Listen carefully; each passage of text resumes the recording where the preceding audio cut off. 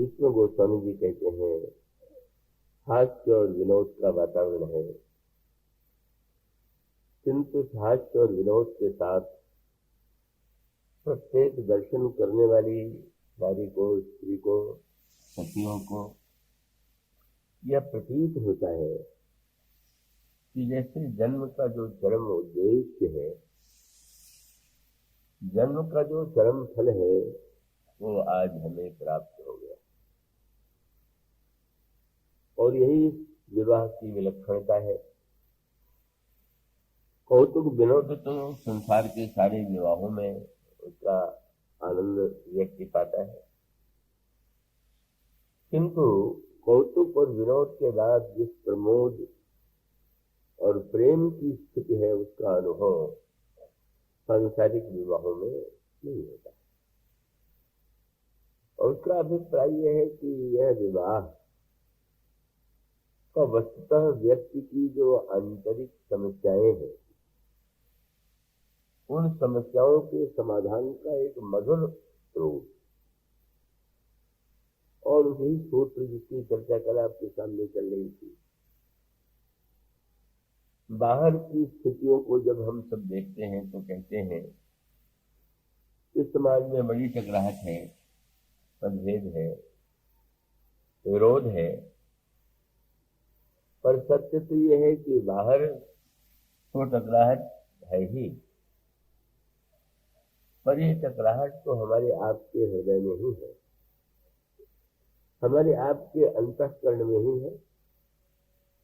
उसका अभिप्राय यह है कि बुद्धि से हमें कुछ और ठीक लगता है, मन हमारा और किसी दिशा में जाना चाहता है, चित्त के रूप में जो हमारे जीवन के पूर्व जन्मों के संस्कार हैं, वो हमें और किसी दिशा में धकेलने की चेष्टा करते हैं।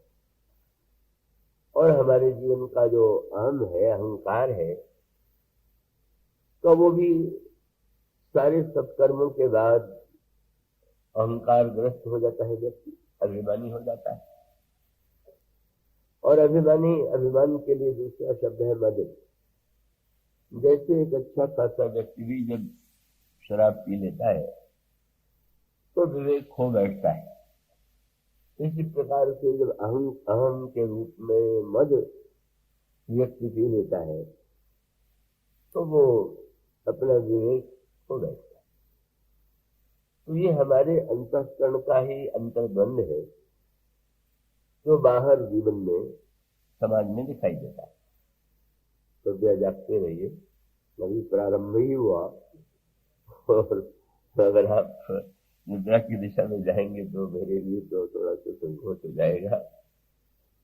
तो हमारे आपके अंतःकरण का जो संघर्ष है, कुछ सोचना, कुछ करना, और चाह करके भी जैसे हम जो कुछ कर रहे हैं कभी अप्रत्याशित रूप से कुछ और कर बैठते हैं। ये जो मन, बुद्धि, चित्त और अहंकार, इसे हमारे शास्त्रों ने 4 नाम दिए हैं, इसका समाधान जो है विवाह के माध्यम से देने की चेष्टा की गई। और ऐसे रूप में प्रस्तुत किया गया कि पढ़ने वाला आनंद ले। का लोग उन प्रसंगों को पढ़ के झूमते हैं, बड़े आनंदित होते हैं, नृत्य करते हैं। तो ये भी एक आनंद लेने की पद्धति तो है, लेकिन उस आनंद के अंतराल में जो रहस्य है, अगर हम उसे नहीं समझ पाते तो ये तो नाच कूद जो है वो संसार में जो अन्य विवाहों में भी हो जाता है, नर्तकों के द्वारा भी हो जाता है। और इस दृष्टि से आपने वह सूत्र ध्यान में रखा होगा कि पुष्प वाटिका के द्वारा मन की समस्या का समाधान दिया गया। ये जो मनोज है, मनोज शब्द आपने सुना होगा, कामदेव का पर्यायवाची है। काम के लिए कहते हैं कि उसका जन्म मन से होता है। तो मनुष्य के जीवन में मन की विलक्षण क्षमता है, क्योंकि शरीर और इंद्रियों के द्वारा हम और आप जो कार्य करते हैं वो तो प्रत्यक्ष दिखाई देता है, पर इसके पीछे जो मन है वह तो निराकार है। उसकी तो कोई आकृति नहीं, और वो जिस तरह से व्यक्ति को अपनी इच्छा के अनुकूल चलाता है, तो अगर हम उस पर प्रहार भी करना चाहें तो साकार हो तो न प्रहार करें, साकार हो तब न लड़े, निराकार से कैसे लड़े? और तब क्या उपाय है इसका? कई एक रामायण में बड़े सांकेतिक रहस्य प्रकट किए गए। तो श्री राम का नाम राम शब्द उनके लिए, और दूसरी ओर है काम। तो राम और काम ऐसा जान पड़ता है कि जैसे परस्पर विरोधी। पर ये श्री रामचरितमानस में स्पष्ट करने की चेष्टा की गई कि राम और काम विरोधी भी हो सकते हैं और राम और काम में एक सामंजस्य भी हो सकता है। तो उसका अभिप्राय ये हुआ कि जब भगवान श्री राम वाटिका में जाते हैं, आप मन में उसका ध्यान कीजिए, हृदय में उसका ध्यान कीजिए, तो सारा दृश्य बड़ा श्रृंगारिक है। सारा दृश्य जो है वो श्रृंगार के रस में ओतप्रोत है, और श्रृंगार रस के सामने एक समस्या है। एक और जो है साहित्य में 9 रस हैं, पर उन 9 रसों में से 2 रसों को सबसे अधिक महत्व दिया गया है, और वो रस है श्रृंगार और करुणा। कुछ लोगों की मान्यता है कि 9 रसों में सबसे प्रधान करुण रस, और बहुमत यह स्वीकार करता है कि श्रृंगार जो है वो रस राजा है, समस्त रसों का राजा है। तो अब ये जो करुणा का पक्ष है वो उसका अपने आप में महत्व है, पर यूं अगर विचार करके देखें तो सचमुच श्रृंगार जो है वो तो प्रत्यक्ष रूप से रसराज दिखाई ही देता है। वो व्यक्ति के मन को श्रृंगार जितने शीघ्रता से आकृष्ट कर लेता है, का अपनी दिशा में ले जाता है, और कोई रस उतना उस व्यक्ति को आकृष्ट नहीं करता। तो अब जब गोस्वामी जी ने एक बड़ा सुंदर रूपक लिखा है, अब आप देखते रहेंगे तो उसका थोड़ा सूत्र ले सकेंगे, आनंद ले सकेंगे। श्री सीता जी का सौंदर्य, अब सौंदर्य तो संसार में अनेक स्त्री पुरुषों में दिखाई देता है, और जहां सौंदर्य होता है वहां व्यक्ति की दृष्टि जाती है, इसकी ओर आकृष्ट होता है। किसी के मन में कलुष होता है, किसी के मन में उतना कलुष नहीं होता है। कोई व्यक्ति उससे बहुत तमसाच्छन्न भी हो जाता है, रजसाच्छन्न भी हो जाता है, और कई ऐसे हैं कि सत्य में स्थित रहते हैं। तो अब गोस्वामी जी ने ही कहा, वेदांत ने जो समाधान दिया वो तो ये है कि जो संसार का रूप है वो तो मिथ्या है, और यूं अपने स्थान पर तो ये सत्य है ही। अंत तो गत्वा हम और आप देखते ही कि आज जो व्यक्ति बहुत सुंदर प्रतीत हो रहा है, अगर आप उसको नित्य देखें तो आपको उतनी सुंदरता दिखाई देना बंद हो जाएगी, उतना सुंदर प्रतीत नहीं होगा। और उसके साथ साथ वो व्यक्ति भी जो जो उसकी अवस्था बढ़ती जाएगी त्यों त्यों सांसारिक सौंदर्य की न्यूनता भी होती जाएगी, और उसके पश्चात अंतोगत्वा तो चाहे कितना भी सुंदर शरीर तो न हो, अंत में तो उसका विनाश, उसकी अंतिम परिणति तो विनाश के रूप में है। तो वेदांत ने ये कहने की चेष्टा की, समझाने की चेष्टा की कि मिथ्या जो रूप है उसके पीछे भागने की क्या आवश्यकता, उसके पीछे मत जाओ। जब समझ लिया कि जैसे स्वप्न में कोई हम देखते हैं तो कोई दृश्य, तो उसके पीछे नहीं भागते, तो अगर ये रूप मिथ्या है तो व्यक्ति को चाहिए कि उस मिथ्या रूप से अपने आप को अलग कर दिए। किंतु तर्क संगत होते हुए भी व्यक्ति का जो स्वभाव और वो मन है उससे वो मेल नहीं खाता। और यहां तक कि गोस्वामी जी ने व्यंग में कहा कि वो तो बड़े बड़े मुनि भी जो ऐसा विश्लेषण करते हैं, सो मुनि ज्ञान निधान मृग नयनी विधु मुख निरखी विवश होई हरि जान नारी विश्व माया प्रगट। मुनियों के प्रसंग में भी ये बात आती है कि वो सौंदर्य देख करके आकृष्ट हो जाते हैं। तो सौंदर्य का के मिथ्यात्व का निश्चय व्यक्त करता है बुद्धि से, और आकर्षण का केंद्र मन है। तो स्वाभाविक है कि बुद्धि जिसे स्वीकार कर लेती है, मन उसे नहीं स्वीकार करता। भक्तों ने इसको एक भिन्न रूप दिया। उन्होंने कहा कि सौंदर्य के प्रति यदि हमारा आकर्षण है, तो अब हम ऐसे सौंदर्य की दिशा में ही आगे बढ़ें कि जिसमें हमें समग्र सौंदर्य की जो हमारी आकांक्षा है वो हमारी पूरी हो जाए। तो इसलिए भक्तों का जो ईश्वर है वो निराकार नहीं है, साकार है। और वो साकार ही नहीं है, परम सुंदर भी है। यूं तो भगवान के अनेक रूप, मछली भी है, कछुआ भी है, शुकर भी है, लेकिन उन रूपों के प्रति तो हमारे मन में आकर्षण नहीं होता है।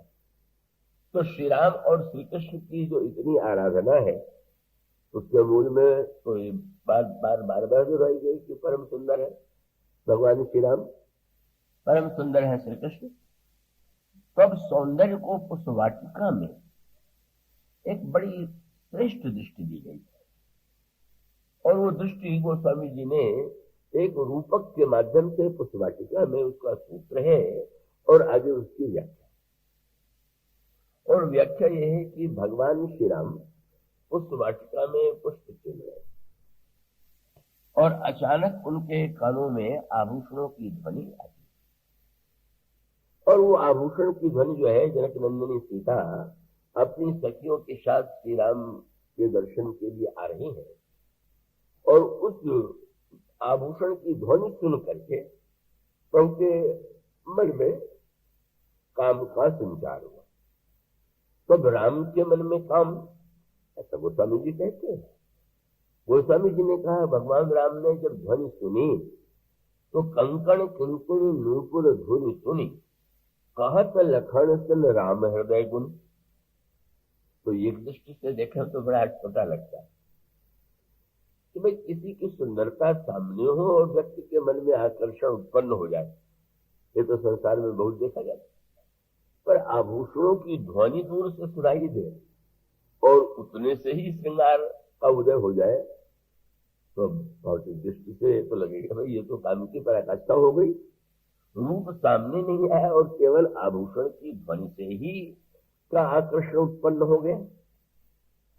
पर वो स्वामी जी दोनों संदर्भ ले रहे। अब यहाँ पर एक और तो श्रृंगार है, भगवान राम लक्ष्मण जी से कहते भी कि मुझे तो ऐसा लग रहा है कि जैसे लक्ष्मण, ये जो ध्वनि है ये कामदेव के वाद्य की ध्वनि है, कामदेव बाजे बजाता हुआ विश्व विजय का संकल्प लेकर के चला आ रहा। तो इस श्रृंगारमयी कविता है। श्री राम भगवान राम ने जो पहली कविता की अपने चरित्र में, वो श्रृंगार रस की। अयोध्या में तो प्रभु कवि नहीं, वहां तो जो कुछ कहते हैं वो गद्य में कहते हैं, वो जो भाषा है उसकी भाषा। पर जो काव्य की सृष्टि होती है वो तो वाटिका में होती है, और वो भी श्रृंगारमयी काव्य की सृष्टि है। और उसके श्रोता कौन है? लक्ष्मण। बड़ी अद्भुत बात। भगवान राम के श्रृंगार के दो श्रोता, संयोग श्रृंगार के श्रोता लक्ष्मण और वियोग श्रृंगार के श्रोता हनुमान जी। श्रोता भी प्रभु ने क्या विलक्षण चुने। हनुमान जी जो बाल ब्रह्मचारी है, जिनका श्रृंगार और काम से दूर का भी नाता नहीं है, और लक्ष्मण जी जो है उनका विवाह भी है, लेकिन इतना होते हुए भी उन्हें तो जब देखा गया तो वैराग्य के रूप में देखा गया। लखन राम सीता सहित राजत पर्ण कुटीर, भगत ज्ञान वैराग्य जन सोहत धरि शरीर। और दिखाई भी देता है जीवन में कितना तीव्र वैराग्य है, कोई आकर्षण नहीं। और वर्णन कितना मधुर है कि भगवान श्री राम का जब जनक नंदिनी से वियोग हुआ तो उस समय भी बसंत, उस वाटिका में भी बसंत, और जब जनक नंदिनी से वियोग होता है तो भी बसंत का आगमन हुआ। तो बसंत को देख करके प्रभु ने वहां पर भी कविता की और करुणा की कविता की और उन्होंने कहा कि लक्ष्मण, ये वसंत के आगमन को तुमने देखा? हाँ महाराज। पर ये वसंत क्यों आया हुआ है? तो वहां भी प्रभु ने कामदेव के युद्ध का संकेत किया। उनका कामदेव जो है वो सेना लेकर के, कामदेव का सेनापति काव्य में वसंत को माना जाता है। तो वसंत के सेनापतित्व में काम आक्रमण करने के लिए ये सारा समाज लेकर के आ रहा था। लक्ष्मण जी ने कहा कि आ रहा था? हाँ लक्ष्मण। काम ने सोचा कि राम को हराने का इससे कोई बढ़िया अवसर नहीं होगा। तो जो शक्तिशाली होता है उसे हराना तो असंभव होता है, और यदि श्री राम इस समय शक्तिहीन है तो इनको हराने में क्या कठिनाई? तो शक्ति तो नहीं है, तो सीता जी उनकी शक्ति है। तो लक्ष्मण ये सोच करके कि राम शक्तिहीन है, विरह में उनकी शक्ति समाप्त हो गई है, वो आक्रमण करने के लिए आ रहा था, लेकिन रुक गया। लक्ष्मण जी ने पूछा, आ रहा था और रुक गया, क्या अभिप्राय है प्रभु? प्रभु ने कहा कि पहले उन्होंने पूरा जितना वसंत का दृश्य है उसका पूरा सेना के रूप में वर्णन किया। हाथी भी है, घुड़सवार भी है, तो वहां जो भौरे बोल रहे हैं तो भगवान कह रहे हैं कि मधुकर मुखर भेरी सहनाई, ये भेरी और सहनाई बज रही है।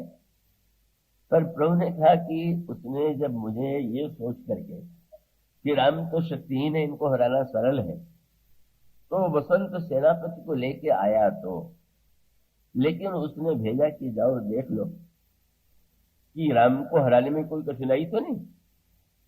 और लक्ष्मण, जो ही मेरे साथ तुमको उस दूत ने देखा तो घबरा के लौट गया। बोले लक्ष्मण साथ में है, और तब वो काम डर गया कि अब मैं नहीं जीत सकता। विरह विकल बलहीन मुहि जान से निपट अके, सहित विपिन मधुकर खग मदन कीन बक बग में। लेकिन देख ही गए भ्राता सहित, तो तासु दूत सुनी बात, डेरा कीने मनहु तब कटक हटक मन जात। इसके द्वारा भगवान ने लक्ष्मण की प्रशंसा की। जब उन्होंने ये कहा कि सीता के वियोग में मैं तो हार जाता, मैं इतना व्याकुल, तुम्हें देख करके काम रुक गया। अभिप्राय क्या कि जब मैं वियोग में सीता के अत्यंत व्याकुल हो रहा हूं, और जब मेरी दृष्टि तुम्हारे ओर जाती है कि अभी तो यहाँ 2-4 दिन के वियोग में मेरी ये दशा है, और 14 वर्ष के वियोग में भी तुम्हारे अंतःकरण में कोई रंच मात्र व्याकुलता नहीं है, तो मुझे लज्जा आती है कि मैं लक्ष्मण का बड़ा भाई होने के नाते मुझ में भी तो कम से कम कुछ धैर्य होना चाहिए। तो प्रभु इन शब्दों में लक्ष्मण के लिए ये संकेत करते हैं कि तुम्हें देख करके तो मुझे भी सावधान हो जाना पड़ता है कि कितना पवित्र अंतःकरण। और इसका अभिप्राय क्या कि श्रृंगार की चर्चा आपको सुनाना हो तो जो श्रृंगारिक स्वभाव का व्यक्ति होगा उसको सुनाएंगे आप, सुना करके आपको आनंद आएगा। पर भगवान राम ने अपने श्रृंगार की गाथा के लिए या तो ब्रह्मचारी को सुना या जो विरागी है उसको सुन लिया। और इसका अर्थ ये है कि श्रृंगार की विलक्षणता ये है कि वो व्यक्ति के राग को प्रभु की ओर, प्रभु की दिशा में प्रेरित कर देता है।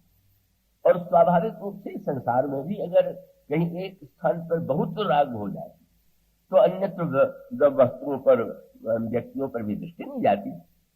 तो भगवान श्री राम ने लक्ष्मण को जब उस कविता के लिए चुना तो प्रभु का अभिप्राय यह था कि वस्तुतः प्रभु की यह श्रृंगार की कथा व्यक्ति को श्रृंगारी नहीं बनाती। परिणाम जो है, श्रृंगार की कविता एक ने सुनाई, दूसरे ने सुनी, और सुनने के बाद वो स्वयं भी श्रृंगारिक और विषयी हो गया। इस देश में जो श्रृंगार रस की कविताएं बहुत ही बड़ी सुंदर रही, लेकिन उनके साथ ही विडंबना थी तो तत्कालीन राजा महाराजाओं ने कभी कभी उस श्रृंगार को अपने जीवन में ही घटित करने की चेष्टा की। तो अब वो जब घटित करने की चेष्टा की जाएगी तो वो व्यक्ति जो है श्रृंगार के प्रभाव से हो तो उसका पतन हो जाएगा। और जब हनुमान जी को चुनते हैं तो और अद्भुत बात हुई। हनुमान जी से प्रभु कहते हैं कि हनुमान तुम मेरे दूत बन करके जाओ और कहीं बल विरह वेग तुम आयो। और उसका भी अभिप्राय है कि भगवान राम का ये जो दिव्य श्री सीता और श्री राम का श्रृंगार है, हमें ऊपर की दिशा में ले जाता है, ऊर्ध्व मुख बनाता है, हमारी दृष्टि को अधोगामिनी दृष्टि हमारी नहीं होती। और उसका मूल सूत्र वही कि सौंदर्य को देखते देखते हम संसार की सुंदरता को देखते हैं और भगवान की सुंदरता को देखें तो उसमें एक अंतर है। भगवान की संसार की सुंदरता को आंख से देखिए और मन से देखिए, बस बुद्धि को वहां पास में ना आने दीजिए, नहीं तो सारा आनंद समाप्त हो जाएगा। और इसका अभिप्राय यह है कि भाई आप किसी का चित्र लें तो बड़ा सुंदर लगेगा और कहीं उसको एक्सरे यंत्र के सामने खड़ा कर दें और उससे जो उसका चित्र आ गया आप उसको देखें कि अच्छा यही वो है जो इतना सुंदर दिखाई देता था, ये तो केवल ढांचा है। तो उसका अभिप्राय ये है कि वो रोग में तो जब आवश्यकता होती है तो उसका प्रयोग कर लेते हैं, पर कोई व्यक्ति जो है तो अपने जो स्थान है ड्राइंग रूम है उसमें कोई एक्सरे वाले चित्र को थोड़ी टांगेगा, ये हमारे बेटे का चित्र है, ये हमारी पत्नी का चित्र है, असली भीतर का चित्र तो वही। तो इसका अभिप्राय यह है कि आनंद तो तभी व्यक्ति लेगा जब थोड़ा सा बुद्धि को दूर रख करके तो सही मान ले। और इसलिए तो आता है जब शूर्पणखा परम सुंदरी के रूप में प्रभु के पास आती है तो प्रभु ने तो देखा नहीं, लक्ष्मण के पास भेज दिया और लक्ष्मण जी के सामने जाकर के शूर्पणखा ने जब विवाह का प्रस्ताव किया तो लक्ष्मण जी ने उत्तर देते हुए जिस पहले शब्द का प्रयोग किया उससे शूर्पणखा को थोड़ी आशा बंधी। उन्होंने कहा सुंदरी सुन, पहला शब्द उनका सुंदरी सुनो। श्री राम ने तो एक बार भी सुंदरी नहीं कहा, लक्ष्मण जी ने सुंदरी कहा तो शूर्पणखा को लगा कि छोटा भाई रसिक है, जो कहना चाहिए वो कह रहा है, बड़ा सुस्त स्वभाव का राजकुमार था, मैं कह रही हूँ बात कर रही हूँ मेरी ओर देख ही नहीं रहा। पर आश्चर्य था कि शब्द तो सुंदरी कह रहा है, पर उसको लगा कि अच्छा तो सुंदरी कह रहा है तो मेरी ओर ध्यान से देख रहा होगा, पर ऐसा नहीं। सुंदरी तो कह रहे थे शूर्पणखा और देख किससे रहे थे, गोस्वामी ने देखा प्रभु बिलो की बोले मृदुबानी, देख रहे हैं श्री राम की ओर बात कर रहे हैं तो शूर्पणखा को आश्चर्य हुआ कि सुंदरी कहने के बाद तुम उधर क्या देख रहे हो, मेरी ओर तो नहीं देख रहे हो। लक्ष्मण जी मन ही मन हंसे कि जब तक मैं नहीं देख रहा हूं तभी तक तुम सुंदरी, एक बार जब मैं उठा करके दृष्टि देख लूंगा तो सारी तुम्हारी सुंदरता समाप्त हो जाएगी। यही सत्य है, वैराग्य की दृष्टि जब तक नहीं पड़ी है, विवेक की दृष्टि नहीं है तब तक सौंदर्य दिखाई देगा, पर जब विवेक और वैराग्य की दृष्टि से देखेंगे तो लगेगा कि सौंदर्य तो बिल्कुल क्या है, छलना है, भुलावा है। तो वस्तुतः संसार के सौंदर्य को तो देखने के लिए आवश्यकता है मन होने की, पर भगवान की सुंदरता को देखने के लिए मन लगाइए और बुद्धि भी लगा लीजिए और अधिक आनंद आएगा तब आपको जब आप चित्त भी उसमें लगा लेंगे। इसलिए जब वन पथ में प्रभु चलते हैं और मार्ग में रहने वाली स्त्रियां और पुरुष देखते हैं तो गोस्वामी जी ने वो अंतर बता दिया।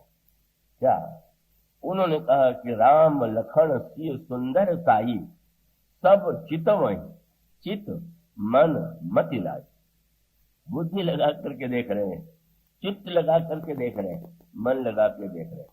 और उसका अर्थ है जितनी गहराई में आप बैठते जाइएगा ये सौंदर्य उतना ही अद्भुत और आनंदमय, अनंत आनंदमय, अनंत कल्याण में हमारे अंतःकरण में उस सौंदर्य की स्थापना होगी। तो बस इस सौंदर्य का अभिप्राय ये है कि हमें सौंदर्य आकृष्ट करता है और आकृष्ट करता है तो भक्तों ने अपने इतने सुंदर भगवान को प्रस्तुत किया और ये दिखाई भी देता है। गोस्वामी जी के जीवन में कितने श्रृंगारिक व्यक्ति थे, कैसी उनके जीवन में काम की वृत्ति कितनी प्रबल थी, उनके विषय में जो उपाख्यान आता है वो कवित्व में, कल्पना में भी आप कह सकते हैं, पर उसकी अगर आप व्याख्या करें तो उसको उस अर्थ में भी देखा जा सकता है। कपत्नी के प्रति उनका इतना राग कि वियोग उन्हें सहन नहीं होता, और यदि किसी कार्य से तुलसीदास जी कहीं गए तो पत्नी के भाई आए हुए थे और वो लगा कि आज नहीं है तो कम से कम मैं आज तो अपने मायके जा ही सकती हूँ, तो वो चली जाती और चली जाती हैं। गोस्वामी जी लौट करके आते हैं तो इतने बेचैन हो जाते हैं कि उनको एक दिन का भी वियोग असह्य है। इतनी तीव्र कामुकता कि रात की वृत्ति। और वो जब कथा आती है कि जब वो गए तो नदी में बाढ़ आई हुई थी और उसमें कूद पड़े, तो ये जो वासना की नदी है, नदी में कूद पड़े कि नहीं कूद पड़े एक अलग ऐतिहासिक तथ्य हो सकता है, पर जब एक बार व्यक्ति में कामावेश होता है तो वासना की नदी में कितनी भी तेज बाढ़ क्यों न हो वो साहस करते ही है, कूद पड़ता ही है, कूद पड़े। और मीठा संकेत ये है कि अब उस नदी के प्रवाह में पार होना क्या तैर के संभव है क्या, तो मुर्दे के सहारे पार हो गए। और याद रखिए कि वासना के प्रवाह में बहने पर लोक लाज का भय बहुत होता है, पर मुर्दे का सहारा ले ले, ये मुर्दे में कोई लोक लाज कोई निंदा, मुर्दे की आप कितनी भी निंदा कीजिए कुछ भी कहिए, क्या मुर्दे पर कोई प्रभाव पड़ता है। इसका अभिप्राय वासना के प्रवाह में लोक लाज लोक निंदा की कोई चिंता नहीं। और जब ये कहा जाता है कि खिड़की में कब द्वार तो बंद है, तो मर्यादा का द्वार तो बंद हो ही गया, रात्रि को थोड़ी द्वार खुला रखा जाता है, तो वो खिड़की। और खिड़की में कहा जाता है कि वो सर्प के सहारे, उन्हें मृत्यु का भय भी जिसे नहीं है, और वो इतना अंधत्व है वासना और काम का कि वहां पहुंच जाते हैं। अब गोस्वामी जी में जो इतनी तीव्र कामासक्ति है वही तो श्री राम की ओर मुड़ती है। ऐसा तो नहीं कि गोस्वामी जी को ऐसे व्यक्ति थे कि वो बहुत प्रारंभ से साधक रहे हों और भगवान को पाने के लिए व्यग्र रहे हों, ऐसी कोई बात नहीं। और ये उसका अभिप्राय केवल इतना ही है, कहा जाता है कि रत्नावली ने जब देखा तो गोस्वामी जी को तो ये विश्वास था कि वो गदगद हो जाएगी कि मेरे प्रति कितना स्नेह है, एक रात्र का भी वियोग सह नहीं पाए। लेकिन पत्नी के सामने तो लोकराज भी है, समाज की मर्यादा भी है, और वो जो फटकारती है वो कोई नहीं कि रत्नावली जो थी बड़ी भक्त थी। कई लोगों को बड़ा भारी ये भ्रम है कि बहुत उच्च कोटि की थी इसलिए उन्होंने फटकार दिया। ये कहने में केवल एक अतिशयोक्ति है। रत्नावली को तो वस्तुतः ये लगा कि लोग हमारे परिवार के वो लोग जब सुनेंगे तो क्या कहेंगे, कि क्या कहेंगे का भय उन्हें उनके मुंह से कठोर शब्द कहलवा देता है। तो ये कठोर शब्द कहला देने पर जो फटकार दिया, या ये जो कहा जाता है कि उन्होंने कह दिया कि आपके मेरे शरीर में जितनी ममता है अगर वो राम में होती तो आप धन्य हो जाते, तो श्री राम में की ओर होती, ये कहते समय उनकी इच्छा ये नहीं थी कि ये सब कुछ छोड़ छाड़ करके साधु हो जाए, बिल्कुल कहीं से इच्छा नहीं। उसका अभिप्राय तो ये था, तात्कालिक रूप से कह दिया कि क्योंकि प्रारंभ में गोस्वामी जी का एक ऐसे रूप में थे कि जिसमें का एक श्रेष्ठतम संस्कार थे, तो उसको ध्यान आ गया। इसीलिए मुझे स्मरण आता है, कवित्री शांति देवी है, हमारे यहाँ भी कोई एक कवि है, मैं नाम भूल रहा हूँ, उन्होंने रत्नावली पर बहुत सुंदर लिखा। मैं भी सुनता हूँ तो आनंद लेता हूँ, बहुत अच्छा लगता है। उसमें रत्नावली की स्तुति है कि रत्नावली कितनी महान। और उन देवी ने भी तुलसी जयंती थी, कथा में चल रहा था प्रसंग, तो उन्होंने यही कहा कि रत्नावली न फटकारती तो तुलसीदास कहाँ से संत इतने बड़े होते। तो मैंने ये कहा कि मैं रत्नावली के माध्यम से बन गए बात और है, पर पत्नी की फटकार से अगर तुलसीदास बनते होते तो हजारों तुलसीदास घर घर बन जाते। कहो तो अनगिनत लोगों को फटकार पड़ती रहती है, तो ऐसी कोई बात नहीं है। का उसका अर्थ तो यह है कि गोस्वामी जी को जो प्यास है, का माता पिता की मृत्यु हो गई, कोई पालन करने वाला नहीं, तो बिल्कुल प्यास थी कोई स्नेह करे। और जब स्नेह उन्होंने पाया तो ये सोचा कि स्नेह भी केवल मुझसे होना चाहिए। तो समाज में जब कोई स्नेह देगा तो केवल कैसे देगा। पत्नी है, पति से बहुत प्रेम करेगी, पर उसके भाई हैं, उसके पिता हैं, उसके और नाते हैं, तो अब बस गोस्वामी जी की जो ये तीव्र प्यास है काम की, काम की बेचैनी, बस वियोग सहन नहीं होता, प्रेम पूरा का पूरा चाहिए। और दर्द से जब निराशा हुई तो निराशा होने के बाद गोस्वामी जी उस सौंदर्य की खोज में चल पड़े। उन्हें तो सुंदरता चाहिए,